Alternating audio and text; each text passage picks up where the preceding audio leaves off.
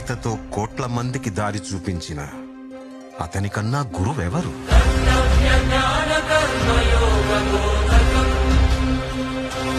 రక్షణ కోసం సముద్రం మధ్యలో ద్వారకా నగరాన్ని కట్టిన అతనికన్నా గొప్ప ఆర్కిటెక్ట్ ఎవరు?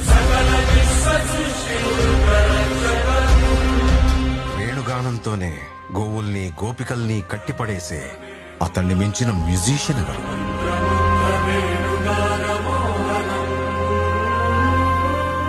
ధర్మం కోసం యుద్ధం చేయమని చెప్పిన అతన్ని మించిన వీరుడెవరు?